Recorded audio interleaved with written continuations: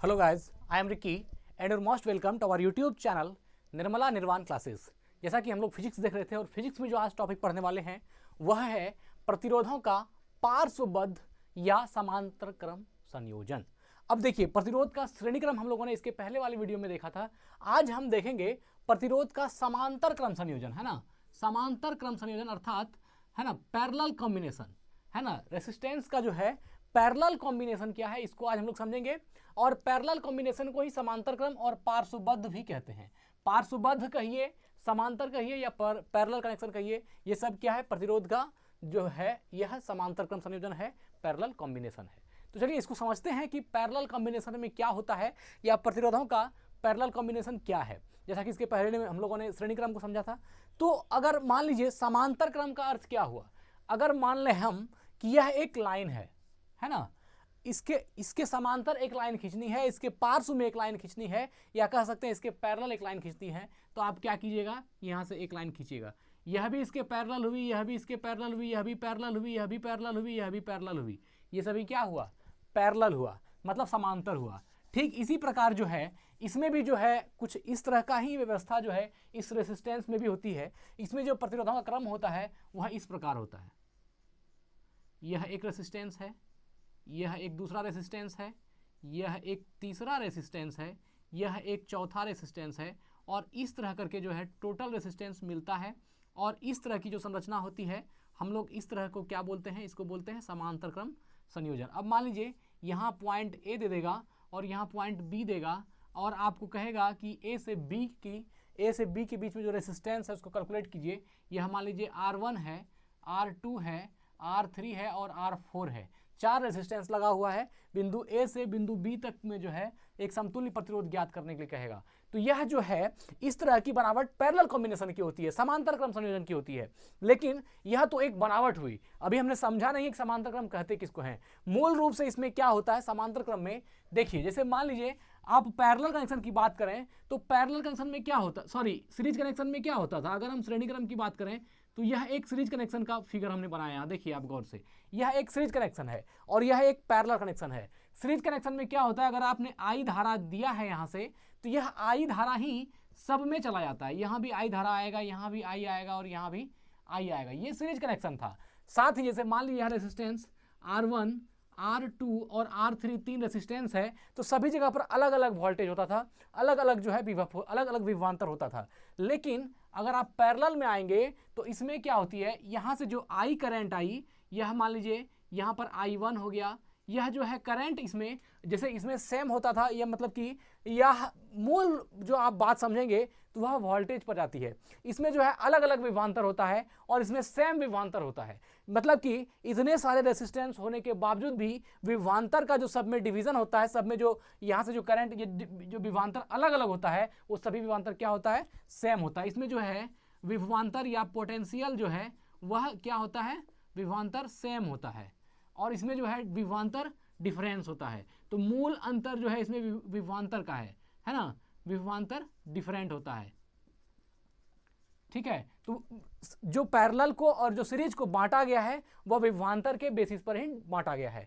तो आइए देखते हैं पहला क्या कह रहा है, पहला पॉइंट, यदि प्रतिरोधों को इस प्रकार जोड़ा जाए, है ना, यदि रेसिस्टेंस को इस प्रकार जोड़ा जाए कि हर प्रतिरोध पर विभवांतर समान रहे, मतलब जितना रेसिस्टेंस जुड़ेगा सब रेसिस्टेंस पर क्या होना चाहिए, पोटेंशियल डिफरेंस सेम होना चाहिए रहे, तो यह प्रतिरोधों का समांतर क्रम संयोजन होता है। यह क्या होता है, प्रतिरोध का समांतर क्रम संयोजन होता है। और देखिए इसमें धारा जो है I1, I2 है ना, I1, I2, I3 यह इस तरह बढ़ती है, लेकिन इसमें जो विभवांतर है सब में विभवांतर R1 पे, R2 पे, R3 पे, R4 पे सभी रेसिस्टेंस पर विभवांतर क्या होता है, सेम होता है। इसलिए हम लोग जो घर में कनेक्शन, अब एक बात सोचिए, अगर इसमें विभवांतर अलग अलग होगा, R1, R2, R3 सबका अगर डिफरेंस होगा, तो अगर हम 5-6 बल्ब को एक साथ इसमें लगा देंगे तो क्या होगा, किसी बल्ब में ज़्यादा रोशनी करेगा क्योंकि वहाँ पर पोटेंशियल ज़्यादा है, किसी में कम करेगा, किसी में और कम करेगा। इस तरह करके क्या होगा, कोई बल्ब ज़्यादा लाइट करेगा, कोई कम करेगा, कोई कम करेगा, कोई लास्ट में होगा तो वो जलेगा भी नहीं। तो इसमें विभवांतर जो है अलग अलग हो रहा है। लेकिन अगर आप पैरेलल में बात करें तो इसमें सभी बल्ब पर क्या होगा, सेम विभवांतर, सेम पोटेंशियल डिफरेंस होता है। इसलिए जो है यह एडवांटेज वाला कनेक्शन है। हम लोग जो अपने घर में यूज करते हैं वह इसी को करते हैं, किसको, पैरेलल कनेक्शन को हम लोग समांतर क्रम को अपने घर में इस्तेमाल करते हैं। आप देखते हैं उसमें सब जगह क्या होता है, ऐसा थोड़ी है कि मान लीजिए अगर आप बाहर से जो आप करंट को अपने घर में लाए, वहाँ बहुत सारा कनेक्शन कर देंगे तो क्या हो जाता है, कोई बल्ब जो है कम जलता है, कोई ज़्यादा जलता है, ऐसा नहीं ना होता है, सब एक तरह जलता है, क्योंकि सब में विभवांतर क्या होती है, सेम होती है। और यह बात होती है किसमें, तो यह होती है पैरेलल कनेक्शन में। पैरेलल कनेक्शन में सभी रेसिस्टेंस पर क्या होता है, सेम वोल्टेज जो है पहुंचाया जाता है। तो ये बात आप ध्यान रखिए कि अगर श्रेणी क्रम की बात की जाए तो वहां क्या होगा, विभवांतर सब पर अलग अलग होगा, डिफरेंस पोटेंशियल होगा, इसलिए किसी पर ज्यादा, किसी पर कम, किसी पर ज्यादा, किसी पर कम होगा। लेकिन पैरेलल में क्या होगी, विभवांतर सेम होगी। अगर आप सिर्फ पोटेंशियल डिफरेंस को पकड़ेंगे तो दोनों में विभेद करना आपके लिए आसान हो जाएगा, किसमें, श्रेणी क्रम में और समांतर क्रम में, ठीक है ना। अगर आप जब भी अगर रेजिस्टेंस की बात की जाए आप पोटेंशियल को पकड़िएगा, वहां से क्या होगा, दोनों चीज क्लियर आ जाएगा कि किस जो है दोनों में फर्क क्या होता है। तो क्या बोला, यदि प्रतिरोध को इस प्रकार जोड़ा जाए कि हर प्रतिरोध पर विभवांतर समान रहे, है ना, हर रेजिस्टेंस पर क्या होगा, पोटेंशियल डिफरेंस समान रहे, तो यह प्रतिरोधों का समांतर क्रम संयोजन है। यह क्या है, सेल का समांतर क्रम संयोजन है, क्योंकि सब में क्या होगी, पोटेंशियल बराबर होगी, है ना। लाख रेजिस्टेंस आप ऐसे जोड़ दीजिए, लेकिन सब पर क्या होगी, सब रेजिस्टेंस पर जो पोटेंशियल डिफरेंस होगी वह क्या होगी, सेम हो जाएगी। यह किसमें होता है, समांतर क्रम में, ठीक है ना। ये है समांतर क्रम संयोजन का यह जो है एक फिगर है, इसमें रेजिस्टेंस R1, R2, R3 और R4 लगी हुई है, यह इस तरह है। अगला पॉइंट देखिए, अर्थात प्रतिरोधों के समानांतर क्रम में, है ना, प्रतिरोधों के समानांतर क्रम में संयोजन की पहचान प्रत्येक प्रतिरोध पर विभवांतर का समान होना है। मतलब कि अगर यदि आप पहचान करना चाहते हैं किसी सर्किट का कि वह पैरेलल में है ना, पैरेलल क्रम में है, समांतर क्रम संयोजन में है या श्रेणीबद्ध में है, तो आप उसके वोल्टेज को मापिए। उसके वोल्टेज अगर सब पर सेम आ रहा है, सब रेजिस्टेंस पर, तो इसका मतलब वो पैरेलल कनेक्शन है। और अगर वोल्टेज में ऊंच नीच हो रहा है तो वह क्या है, सीरीज कनेक्शन है। कहीं कोई दिक्कत है, तो वही कहा कि अर्थात प्रतिरोधों के समानांतर क्रम में संयोजन की पहचान प्रत्येक प्रतिरोध पर विभवांतर का समान होना है। अगर विभवांतर सभी रेजिस्टेंस पर समान है तो हम आंख बंद करके कहेंगे कि वह क्या है, समांतर क्रम संयोजन है। और अगर विभवांतर सब पर अलग अलग है तो हम उसको क्या कहेंगे, वह सीरीज कनेक्शन है। ऐसे हम इसके बाद एक वीडियो बनाएंगे जिसमें कि दोनों में क्या क्या और भी डिफरेंसेस है, उसको हम लोग देखेंगे अगली वीडियो में।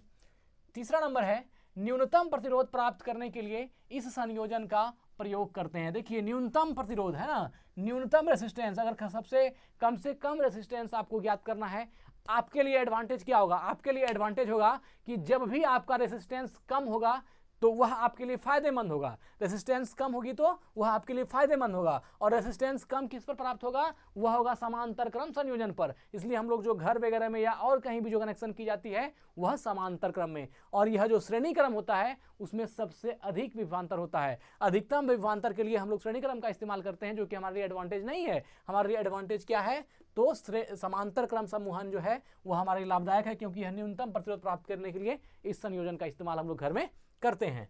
अब देखिए, यदि R1, R2, R3 प्रतिरोध समांतर क्रम में जुड़े हों तो उनके समतुल्य प्रतिरोध R इक्विवेलेंट बराबर R/R1 plus R1/R2 plus 1/R3। R equivalent बराबर होता है 1/R1 plus 1/R2 plus 1/R3, है ना। R इक्विवेलेंट जो इसमें निकालते हैं, R इक्विवेलेंट मतलब कि समतुल्य प्रतिरोध, वह क्या होता है, इसका फॉर्मूला होता है R1 1/R1 plus 1/R2 plus 1/R3। तो इस तरह करके जो है आप इसको निकाल सकते हैं। जैसे मान लीजिए यहाँ 4 प्रतिरोध है, ठीक है ना, हम इस पर एक ओम का सब पर हम यह रेजिस्टेंस इस पर लगा दें। हम मान लेते हैं कि सभी एक ओम का है। और यहाँ भी मान लीजिए 4 रेजिस्टेंस हम श्रेणी क्रम में लगा देते हैं सीरीज कनेक्शन में, ठीक है ना। तो यह भी मान लीजिए 4 कनेक्शन हो गया। यह भी एक ओम का है, ठीक है ना, 1 ओम, है ना, 1 ओम और 1 ओम, चारों रेजिस्टेंस एक ओम का है। अब देखिए अगर आप इस पर टोटल रेजिस्टेंस जो है कैलकुलेट कीजिएगा तो क्या होगा, 1/R1 1/R2 1/R3 plus 1/R4 करेंगे। इस तरह से अगर आप निकालेंगे तो यह कितना हो जाएगा, देखिए R इक्विवेलेंट 1/R1, है ना, 1/R2, तो सबका वैल्यू जो है R1 R2 1 है, तो यह कितना हो जाएगा, तो 1/R इक्विवेलेंट बराबर 1 इंटू 4 बार आप करेंगे तो यह क्या हो जाएगा 4/1। आर इक्विवेलेंट इक्वल टू क्या होगा, यह उलट जाएगा 1/4। यह जो 4/1 आ रहा था वो कितना हो जाएगा, 1/4 हो जाएगा, है ना। इसका इक्विवेलेंट रेसिस्टेंस कितना निकल जाएगा, 1/4। जबकि अगर आप रेसिस्टेंस में निकालेंगे, इस श्रेणी में निकालेंगे तो 1 ओम 1 ओम 1 ओम, ये कितना हो गया 4 ओम। इसका होता है ना फार्मूला, आर इक्विवेलेंट बराबर R1 plus R2 plus R3 plus R4। तो यह क्या है, यहाँ देखिए, यहाँ रेसिस्टेंस हमको 4 ओम मिल रहा है और यहाँ रेसिस्टेंस हमको कितना बोल रहा है 1/4 अर्थात 0.25 ओम मिल रहा है। तो अब बताइए न्यूनतम प्रतिरोध कौन दे रहा है, न्यूनतम प्रतिरोध पैरेलल कनेक्शन दे रहा है, और अधिकतम रेसिस्टेंस कौन दे रहा है, तो यह जो है सीरीज कनेक्शन दे रहा है। सीरीज कनेक्शन 4 ओम दे रहा है, जबकि यह कितना है 1/4 ओम दे रहा है, 0.25 ओम। यह बहुत ही कम रेसिस्टेंस देता है, इसलिए यह क्या है हमारे लिए लाभदायक है। कौन, तो पार्श्वबद्ध या समांतर क्रम संयोजन। तो मूल रूप से जो है आपको ध्यान रखना है कि वोल्टेज का, जिसमें वोल्टेज सेम हो जाएगा सब प्रतिरोध पर, वह समांतर क्रम संयोजन होगा। जिसमें वोल्टेज ऊपर नीच करेगा, कम ज्यादा करेगा, वह हो जाएगा श्रेणी क्रम में।